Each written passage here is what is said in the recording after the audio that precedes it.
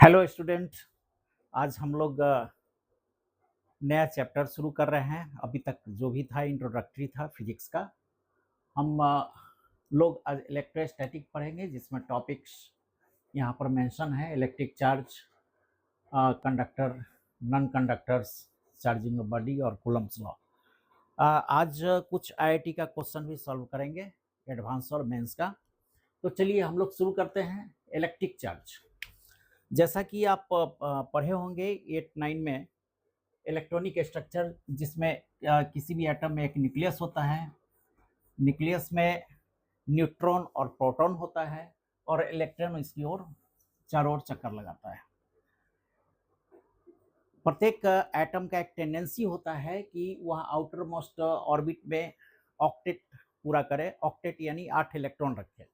लेकिन जिस भी एटम में 4 से कम इलेक्ट्रॉन होता है, उसकी एक टेंडेंसी होती है कि उस इलेक्ट्रॉन को एमिट कर वह ऑक्टेट को पूरा करे। या जिस एटम्स में 5 से ज़्यादा इलेक्ट्रॉन होते हैं, उनका यह टेंडेंसी होता है कि किसी अन्य एटम से इलेक्ट्रॉन प्राप्त करके और वह ऑक्टेट पूरा करे। तो जो एटम इलेक्ट्रॉन एमिट करता है अपना ऑक्टेट पूरा करने के लिए, एमिट के बाद वह पॉजिटिवली चार्ज हो जाता है, और जो एक्सेप्ट करता है इलेक्ट्रॉन, एक्सेप्ट करने के बाद वो निगेटिवली चार्ज होता है। तो चार्ज, हम लोग चार्ज के बारे में पढ़ेंगे। चार्ज एक्चुअली ये इलेक्ट्रॉन की संख्या को बताता है। यानी किसी भी एटम में यदि प्रोटॉन की तुलना में इलेक्ट्रॉन की संख्या अधिक हो गई तो वह निगेटिवली चार्ज होगा, और प्रोटॉन की संख्या में इलेक्ट्रॉन की संख्या यदि कम है, प्रोटॉन की तुलना में इलेक्ट्रॉन की संख्या यदि कम है, तो वह पॉजिटिवली चार्ज होगा।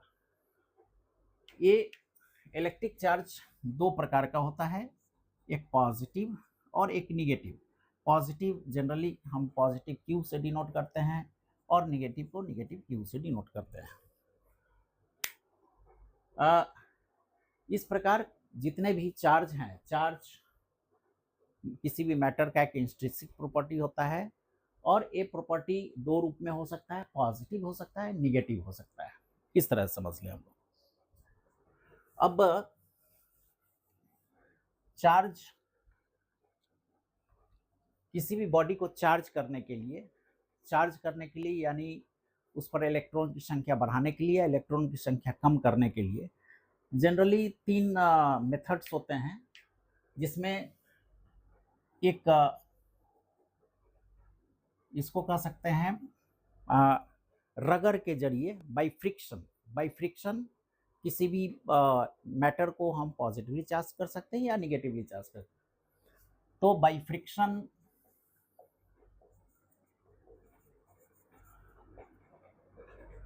एक लिनेन का क्लॉथ यदि ले ले हम, और एक ग्लास रड ले ले, ये आपने पढ़ा होगा क्लास 6-7 में। इस लिनेन रड के साथ यदि लिनेन क्लॉथ के साथ ग्लास रड को यदि रगड़ा जाता है, फ्रिक्शन दिया जाता है, तो ग्लास में पॉजिटिव चार्ज आ जाता है और लिनेन में निगेटिव चार्ज आ जाता है। अन्य भी उदाहरण आपने बाल और कॉम्ब का पढ़ा होगा, जिसमें बाल को कंघी करने के बाद बाल में, और यदि आप कागज के टुकड़ों में सटाते हैं तो वो सट जाता है ड्यू टू चार्ज। दूसरा तरीका हो सकता है बाय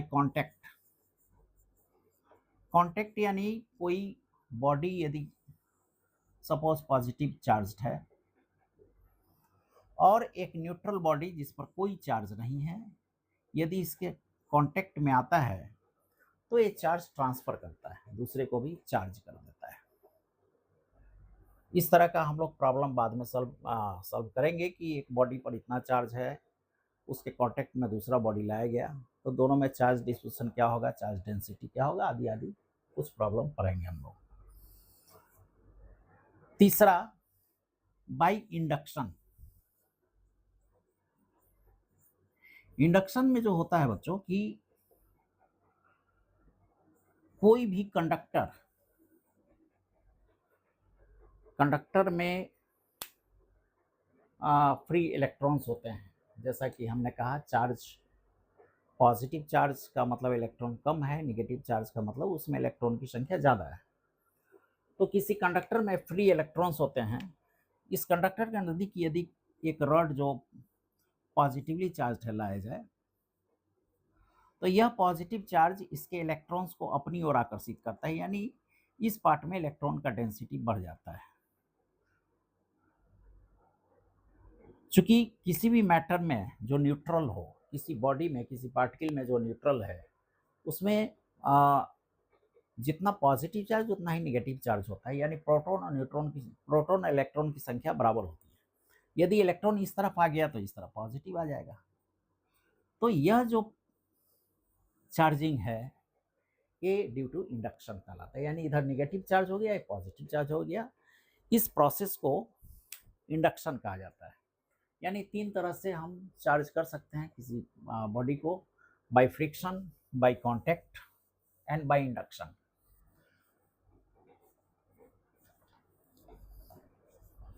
अब हम लोग चर्चा करेंगे कंडक्टिंग, नॉन कंडक्टिंग बॉडी और इंसुलेटर्स का। कंडक्टिंग बॉडी वह होता है जिसमें फ्री इलेक्ट्रॉन्स की संख्या हो। कंडक्टिंग बॉडी वह है जिसमें इलेक्ट्रॉन्स, फ्री इलेक्ट्रॉन्स हो, फ्री बाउंडेड नहीं, बल्कि उसके प्रत्येक एटम के द्वारा कुछ इलेक्ट्रॉन फ्री किया जाता है और वह फ्री इलेक्ट्रॉन पूरे बॉडी में मूव करता है। जिस बॉडी में फ्री इलेक्ट्रॉन्स की संख्या जितनी अधिक होगी, वह बॉडी उतना ही ज़्यादा अच्छा इलेक्ट्रिक कंडक्टर कहलाता है। इलेक्ट्रिक कंडक्टर इलेक्ट्रिसिटी को एक जगह से दूसरे जगह ले जाता है, यानी जो इलेक्ट्रिसिटी को कंडक्ट करे, जो इलेक्ट्रिसिटी को पास करने दे अपने बॉडी के थ्रू, वह इलेक्ट्रिक कंडक्टर है।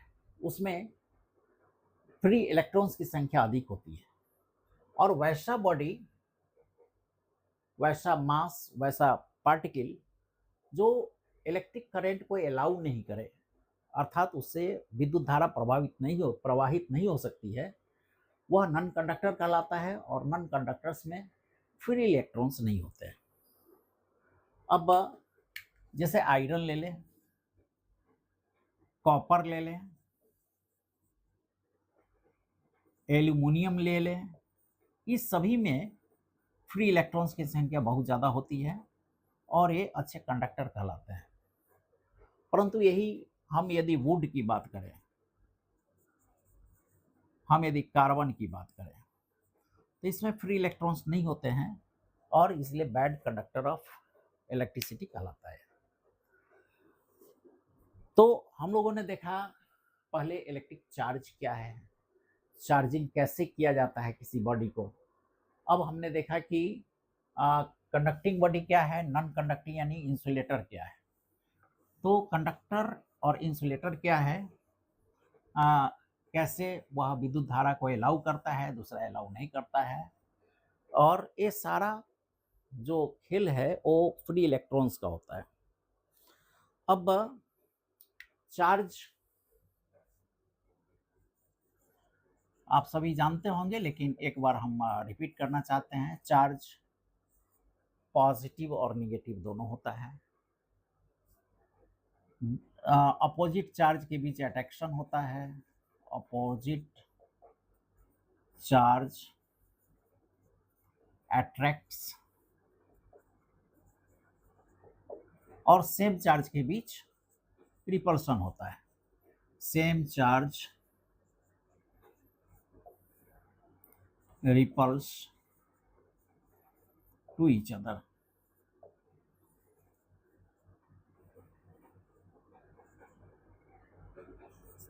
दूसरा, चार्ज हमेशा क्वांटाइज्ड होता है। क्वांटाइज्ड हमने कहा कि ये जिस पर इलेक्ट्रॉन की संख्या ज़्यादा हो वो नेगेटिवली चार्ज होता है और जिस पर कम हो पॉजिटिवली चार्ज होता है, यानी इलेक्ट्रॉन के कारण ही चार्ज होता है। और एक इलेक्ट्रॉन पर जो चार्ज होता है वह 1.6 × 10⁻⁹ कूलम्ब चार्ज होता है। यानी किसी पर यदि 10 इलेक्ट्रॉन है, मान लीजिए किसी बॉडी पर 10 इलेक्ट्रॉन एक्सेस है, this means 1.6 into 10⁻18 coulomb charge उस पर आ जाता है, निगेटिव चार्ज। और इलेक्ट्रॉन, इसी तरह इलेक्ट्रॉन की संख्या यदि कम होती है तो उसमें पॉजिटिव चार्ज आता है।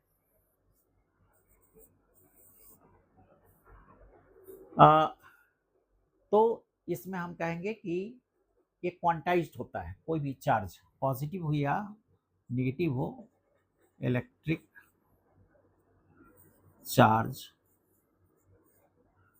Charges are quantized.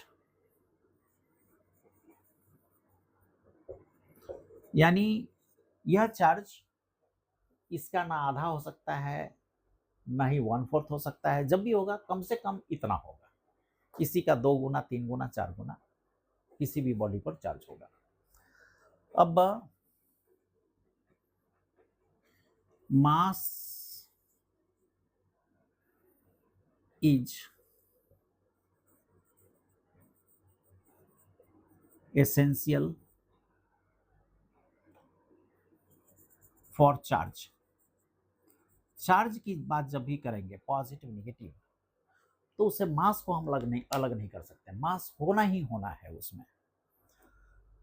यानी कोई केवल हम क्यू चार्ज की बात करें कहीं भी कि कोई क्यू चार्ज है, दिस मीन्स इसमें मास भी होना है, चाहे जो मास हो, छोटा हो बड़ा हो, लेकिन मास होना ही होना है। बिना मास का चार्ज एग्जिस्ट नहीं कर सकता है, इसलिए मासेज आर एसेंशियल फॉर, या हम कहेंगे मास और चार्ज को एग्जिस्ट करता है। केवल मास हो सकता है, केवल मास हो सकता है बिना चार्ज का, लेकिन बिना मास का चार्ज नहीं हो सकता है। यानी mass is essential for charge. इस पर एक आईआईटी में क्वेश्चन भी आया था, मैं बता दूं, बड़ा ही इंटरेस्टिंग क्वेश्चन है। यह है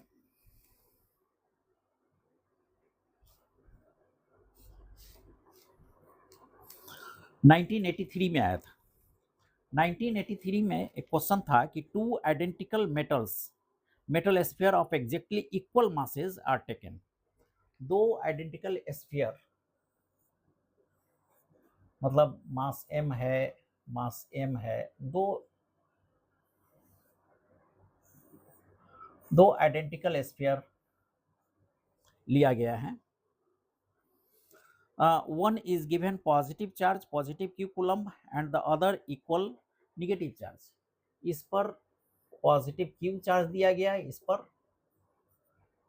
निगेटिव q चार्ज दिया गया। अब कह रहा है कि their masses after charging are different और नॉट, ट्रू और फॉल्स करना है।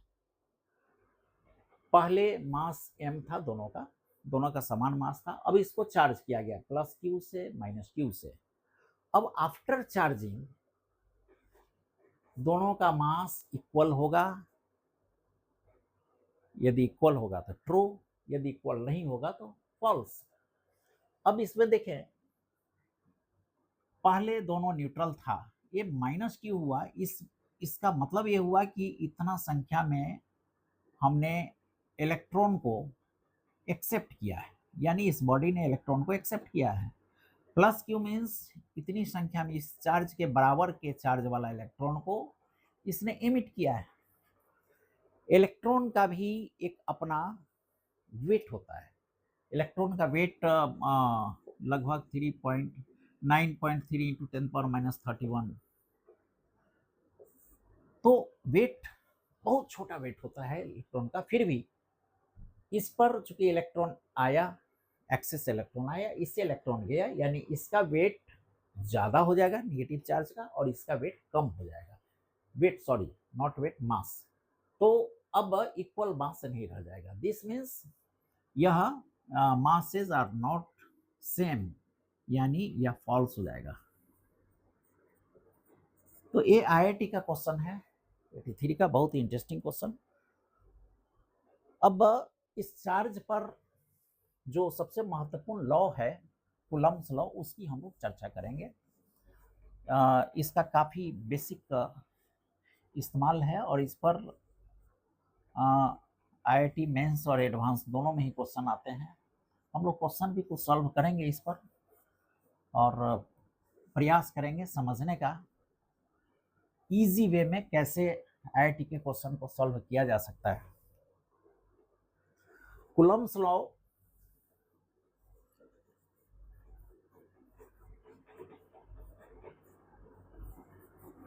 पहला लॉ यह है कि अपोजिट चार्ज एक दूसरे को अट्रैक्ट करेगा और सेम चार्ज एक दूसरे को रिपल्स करेगा। तो opposite charge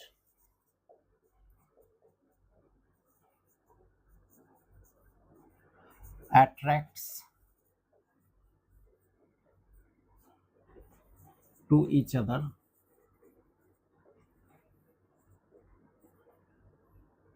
and same charge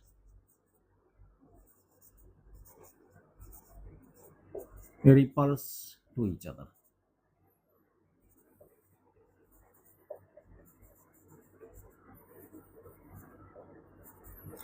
दूसरा इसका लॉ यह है कि दो चार्ज, मान लीजिए दिस Q1 और दिस चार्ज Q2, और इस दोनों के बीच का दूरी R है, तो इस दोनों के बीच लगने वाला फोर्स, यानी सेम चार्ज होगा तो रिपल्शन होगा, ऑपोजिट चार्ज होगा तो अट्रैक्शन होगा, दोनों ही स्थिति में फोर्स लगेगा, एक दूसरे पर फोर्स लगाएंगे। तो इस दोनों के बीच लगने वाला force, this is proportional to the product of charge Q1 और Q2, इस दोनों के प्रोडक्ट के प्रोपोर्शनल होगा और inversely proportional to the square of distance between two charge, यानी Q1 इंटू Q2 के प्रोपोर्शनल होगा और इसके बीच का जो दूरी R है उसके इनवर्सली, स्क्वायर के इनवर्सली प्रोपोर्शनल होगा। इस दोनों को एक साथ यदि करें हम लोग तो F proportional to Q1 Q2 divided by R square. यहाँ प्रोपोर्शनलिटी कांस्टेंट जनरली हम लोग K का इस्तेमाल करते हैं। This is K Q1 Q2 divided by R square, जहां K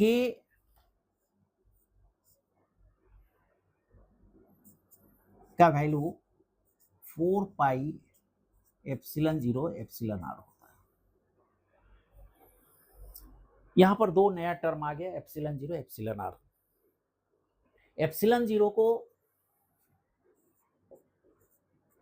ये परमिटिविटी ऑफ ईयर कहलाता है।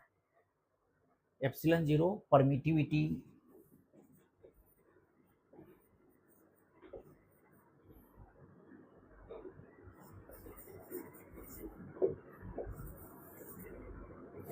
परमिटिविटी ऑफ वैक्यूम और एयर।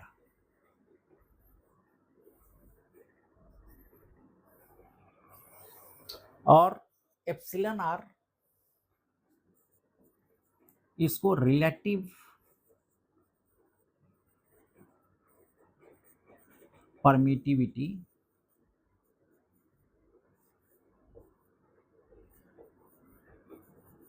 या किसी मैटर का डाइलेक्ट्रिक कांस्टेंट भी कहा जाता है, डाइलेक्ट्रिक कांस्टेंट।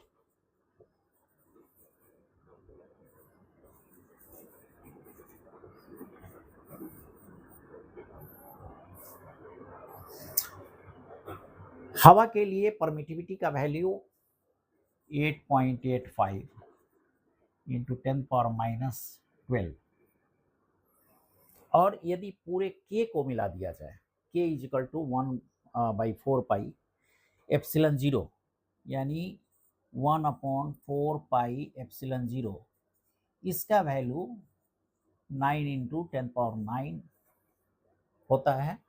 और इसको याद रखने से न्यूमेरिकल सॉल्व करने में काफ़ी सुविधा होती है, इसलिए इस टर्म को आप याद रखेंगे। 1/4 epsilon is equal to 9 into 10⁻9। इसमें अब इस इक्वेशन के साथ यदि हम आए, F इज इक्वल टू के जगह हम लिख सकते हैं 1/4 pi epsilon 0 Q1 Q2 upon R square. अब एप्सिलॉन 0 का यूनिट, एप्सिलॉन 0 का वैल्यू हमने देखा दिस मच, इसका यूनिट यदि हम निकालना चाहें तो दिस इज कूलम्ब, कूलम्ब यानी कूलम्ब का whole square by force newton metre square. अब देखिए इसको, एप्सिलॉन 0 को यहाँ ले आएंगे, एफ को यहाँ ले जाएंगे, यानी coulomb square, coulomb square newton metre square, a unit होता है यूनिट ऑफ एप्सिलॉन 0, एप्सिलॉन 0 का यूनिट है। और रिलेटिव परमिटिविटी एप्सिलॉन आर से डिनोट करते हैं, जिसका मतलब ये होता है कि हवा के तुलना में या वैक्यूम के तुलना में कोई मटेरियल कितना गुना अधिक परमिटिविटी रखता है, उसी को डायलेक्ट्रिक कांस्टेंट भी कहते हैं। डायलेक्ट्रिक कांस्टेंट को के से भी डिनोट करते हैं। यदि के 2 है, इसका मतलब हवा के तुलना में उसका परमिटिव 2 गुना है, यदि 3 है यानी 3 गुना है, 4 है यानी 4 गुना है। तो ये रिलेटिव परमिटिविटी या डायलेक्ट्रिक कांस्टेंट के को इस तरह से हम लोग डिनोट करते हैं। अब ये आज का बहुत छोटा सा लेक्चर, लेकिन ये काफ़ी महत्वपूर्ण है और जिस पर हम लोग जो आईआईटी में आ चुके क्वेश्चन हैं इस टॉपिक पर, उसको हम लोग सॉल्व करेंगे, जानने का प्रयास करेंगे कि कैसे उसको इजी तरीके से सॉल्व किया जाए। हम लोग कॉन्सेप्ट पर ज़्यादा फोकस करेंगे ताकि उसके सिमिलर या क्वेश्चन ट्विस्ट करके भी आता है तो उसको हम सॉल्व कर सकें। लेकिन इसके कुछ चीज़ें हैं क्वेश्चन के दौरान जो मिलेंगी आपको, वो आगे के चैप्टर का है, इसलिए हम चाहते हैं कि उस पर भी हम लोग कुछ चर्चा कर लें। अब कल के लेक्चर में हम चर्चा करेंगे, लेकिन इसके पहले थोड़ा सा और हम कर लें। इलेक्ट्रिक फील्ड,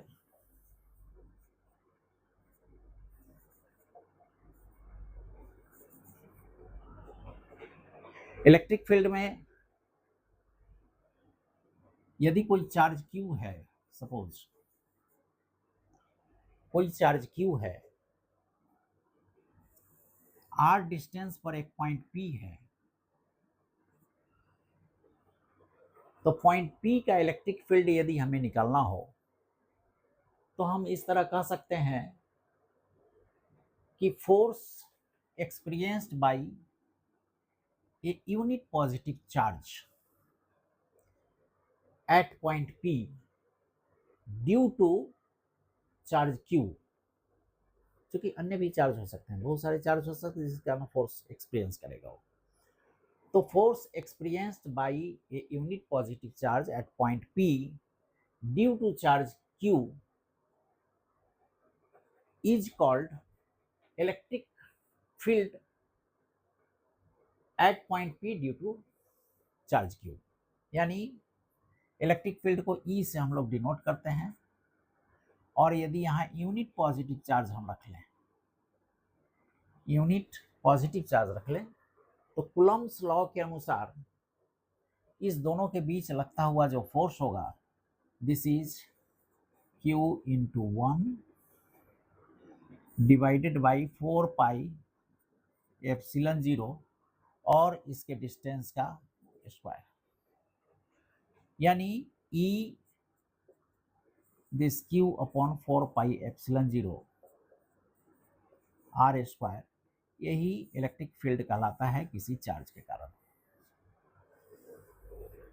अब R से स्पष्ट है, R डिस्टेंस जितना अधिक होगा इलेक्ट्रिक फील्ड उतना ही कम होगा, अर्थात हम किसी चार्ज के जैसे से नज़दीक आते हैं इलेक्ट्रिक फील्ड बढ़ते जाता है, यानी R छोटा होगा इलेक्ट्रिक फील्ड बढ़ेगा, और जैसे जैसे दूर जाते हैं इलेक्ट्रिक फील्ड कमते जाता है। यानी यूनिट पॉजिटिव चार्ज द्वारा किसी भी पॉइंट पर एक्सपीरियंस किया गया फोर्स उस पॉइंट का इलेक्ट्रिक फील्ड कहलाएगा। इसी तरह इलेक्ट्रिक पोटेंशियल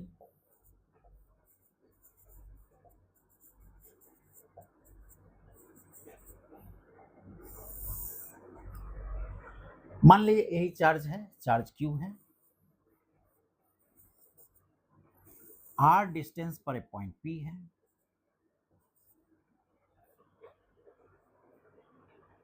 इलेक्ट्रिक फील्ड को, इलेक्ट्रिक पोटेंशियल को हम इस तरह डिफाइन करते हैं कि total amount of work done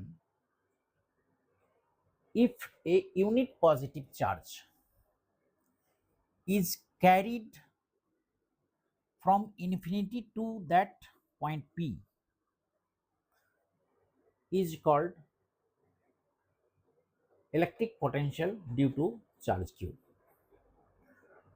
unit positive charge को इन्फिनिटी से P तक लाने में जितना कार्य करना होता है, हमें कितना कार्य करना, वर्क डन जितना करना होता है, उसी को Q चार्ज के कारण P पॉइंट पर इलेक्ट्रिक पोटेंशियल कहा जाता है। अब मान लीजिए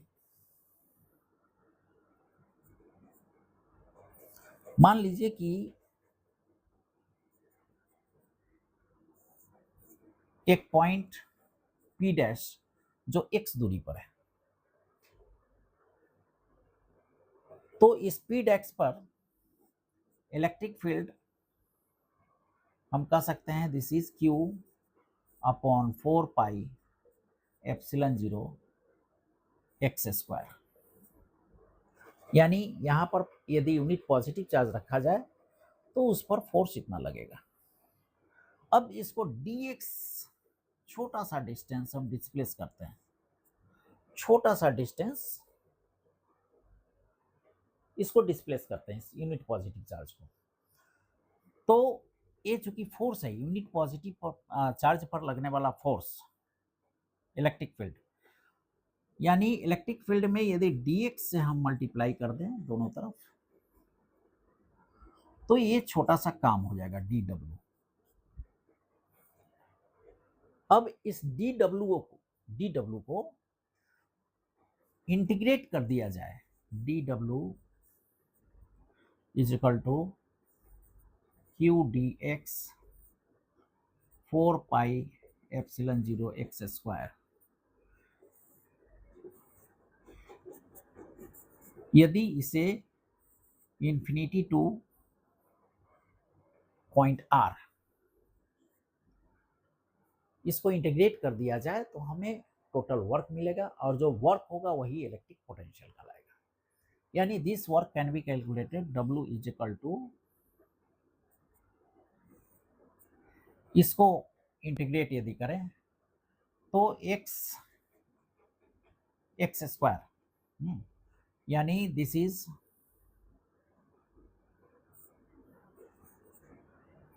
1/x from infinity to R, और Q 4 पाई एप्सिलॉन 0 कांस्टेंट है इसलिए बाहर निकल जाएगा, Q 4 पाई एप्सिलॉन 0।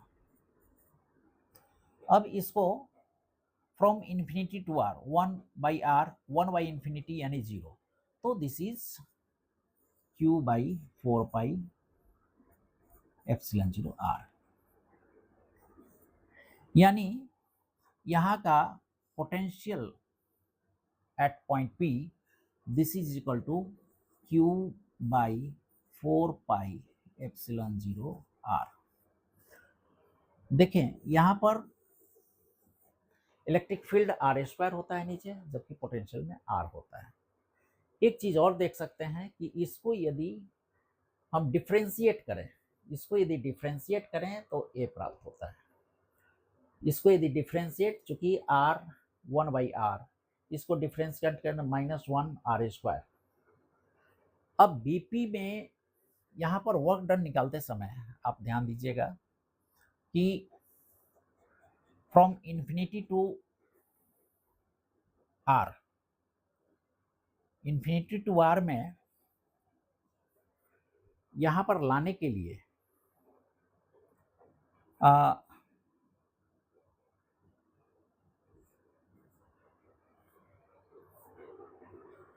इस दिशा में हम फोर्स लगाते हैं, दिस वे, पॉजिटिव ठीक, ओके। तो इसको कल हम डिराइव करेंगे इस तरह, you can say E into D X is equal to V. ये भी एक बड़ा इंपॉर्टेंट चीज है जिसको देखेंगे। तो ये हो गया पोटेंशियल और इसका इलेक्ट्रिक फील्ड का एक इंट्रोडक्शन। इसका विस्तृत जानकारी हम लोग कर लेंगे, लेकिन कुछ बातें जो न्यूमेरिकल में काम आएगा उसको हम लोग ब्रीफ में डिस्कस करते हैं। एक स्फीयर में यदि क्यू चार्ज है और इसका रेडियस यदि आर है, तो इसके सरफेस का पोटेंशियल Q बाई 4πε0 R होगा। यानी स्फीयर पर यदि Q चार्ज है तो बाहर में पोटेंशियल इलेक्ट्रिक फील्ड निकालने के लिए ऐसा माना जाता है, ऐसा लगता है, ऐसा प्रतीत होता है कि इस स्फीयर का टोटल चार्ज इसके सेंटर पर है और इस चार्ज से दूरी R है, इसलिए Q is equal to this R, sorry capital R। ये पोटेंशियल निकालते हैं। और इसी तरह इलेक्ट्रिक फील्ड को यदि निकालें, दिस इज पोटेंशियल, और इलेक्ट्रिक फील्ड को यदि निकालें तो Q अपॉन 4πε0 R²। परंतु यदि स्फीयर के अंदर इलेक्ट्रिक फील्ड हम निकालना चाहें तो this is E is equal to 0 everywhere. एक कंडक्टिंग स्फीयर में, स्फीयर यदि कंडक्टिंग हो तो इलेक्ट्रिक फील्ड इसके अंदर सभी जगह 0, इसके अंदर सभी जगह भी कांस्टेंट। चूंकि भी कांस्टेंट है और हमने अभी देखा E dx is equal to V, यानी इसको लिख सकते हैं this is E is equal to minus dv by dx। चूंकि भी कांस्टेंट है इसलिए E सभी जगह 0 होगा, भी कांस्टेंट होगा। कंडक्टिंग स्फीयर में सरफेस के प्रत्येक बिंदु पर पोटेंशियल बराबर होगा, इसीलिए इस सरफेस को इक्वी पोटेंशियल सरफेस भी कह सकते हैं।